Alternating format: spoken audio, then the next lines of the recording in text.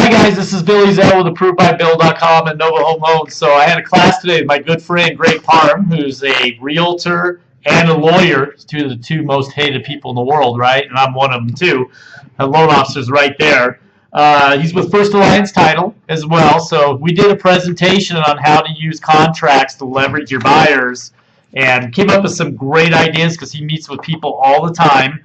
The first one was, which initially makes my hair stand up, was shortening your loan objection. If you got your strong 800 FICO buyer, you got your lender you can count on, that you know this buyer is set. Why would you do a loan objection out to like 3 days prior to closing?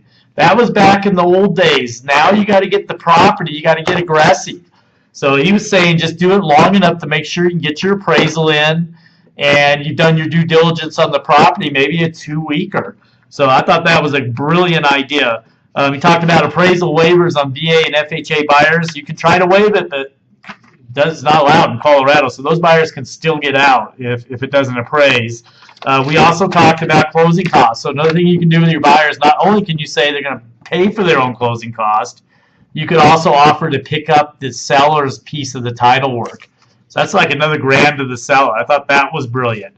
We're seeing lots of post-occupancy agreements with the seller, and I swear I can go up to 90 days. I'll confirm it, but I think I know this came up on a product, so I think Nova's very aggressive on that. But you can do post-occupancies. If I get a contract, I'll verify it for you for sure. Specific performance. If you go to 21.1 in the contract, you can put in specific performance clause in there saying, hey, basically, if we passed all the deadlines, Mr. Seller, you can have my buyer, contractually they have to buy the property, basically. Now, what seller's really going to enforce it? But I thought that was really cool. We talked about how to write the backup offer as a buyer because there's so many first buyers falling out.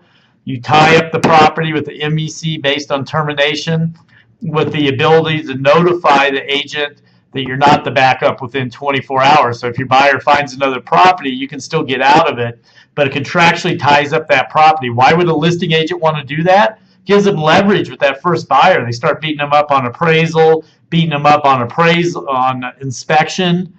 They got the signed, sealed backup offer ready to go. So as a listing agent, they can say, hey, I got John Smith over here, offer me the same amount.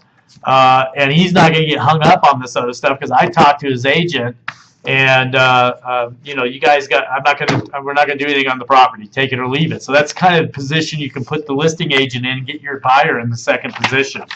And we talked about uncapped escalation clauses.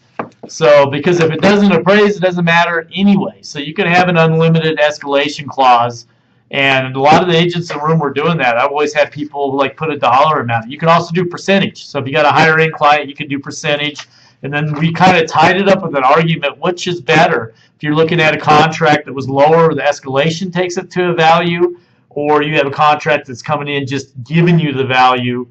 In my opinion, I like the guy who came in giving you the value because I think he's more serious. But Greg said he thought from a seller standpoint, the escalation clause may kind of give them a little fluff feelings, feeling, oh man, they offered me $370, but they're willing to give me another 10 grand.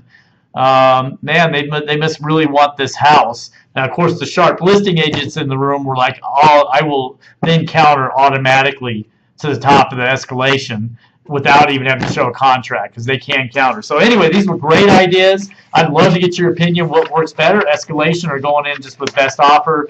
And have a great weekend. Nice doing business. If you need anything or have questions on anything, just give me a shout. My number, of course, 720-279-5936. And you can email me at approvedbybill@gmail.com. Have a great day.